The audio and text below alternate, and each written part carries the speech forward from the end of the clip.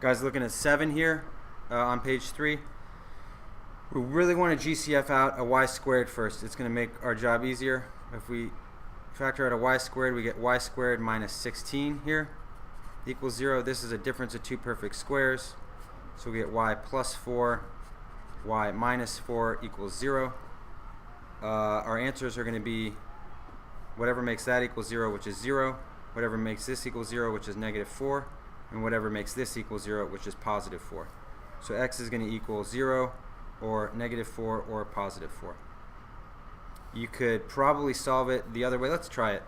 So if we forget to GCF, and we just see this as a difference of two perfect squares from here, we're going to get y squared plus 4y,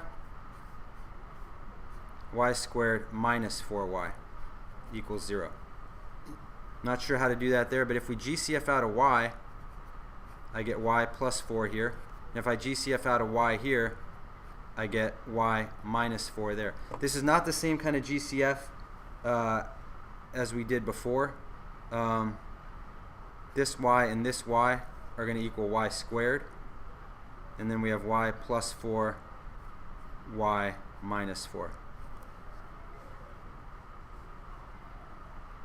Actually, it is. You could think of it as GCF. No, there's nothing to GCF out. So we GCF out a y. Our answers are going to be the same. I'm sorry, this is a y squared here. The answer is still going to be 0, negative 4, and 4. This way is more complicated. I know I didn't explain it that well. I highly recommend you GCF as always. You can do it this way. It's just not as easy, and you may run into problems. But your answers will still be 0, negative 4, and positive 4. Number 8 on page 3. We got negative x minus 2 equals negative 21x squared. I could move all this to this side, but I want to set this side equal to 0 because then at the same time I can get rid of the negative in front of the x squared term. So I end up with 21x squared minus x minus 2 equals 0. This looks like a situation where I have to use modified grouping. So I take negative 2 times 21.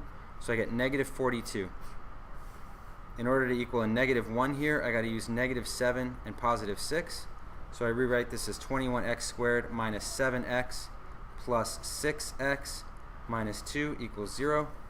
I'm going to group and group.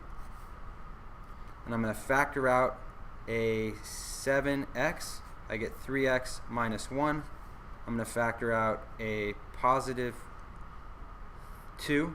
And I'm going to get 3x minus 1 here. I'm going to GCF out the 3x minus 1. I get the 7x plus 2 equals 0. So my answers, and a quick way to do this is just to think of it as I take the opposite sign of this and then this number over this number. So it's positive 1/3. And here I take the opposite sign of this, negative, and then this number over this number. This will always work. It's just a kind of a shortcut to doing all the math. X is going to equal positive 1/3 or negative 2/7. If you do the math, it's going to work out the exact same way. 3x minus 1 equals 0. If you add 1, divide by 3, you're going to get positive 1/3. Same thing here. These are your answers for number 8. On to number 9.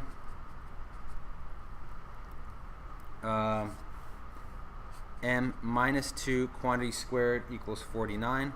There's a couple different ways to do this one. I would highly recommend that you do it this way, kind of substituting an a. Then if we subtract a, and watch it, you don't solve this just by square rooting because you'll miss the negative. Let's turn this and set it equal to 0 like we always do in this chapter. In order to solve, now we have a difference of two perfect squares. It's a minus 7, a plus 7 equals 0. Except we're not talking about a, we're talking about m minus 2. So instead of a, we have m minus 2 minus 7. Then we have m minus 2 plus 7 equals 0. I can get rid of these parentheses because there's nothing affecting them. At this point, it's just an associative property situation. So it looks like m minus 9 here and it looks like m plus 5 there equals 0. Our answers are going to be 9 and negative 5.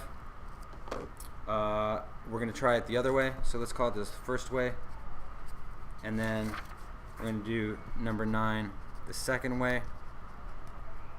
What if we didn't see if it was a difference of two perfect squares? We just saw m minus 2 squared equals 49, and we FOILed it.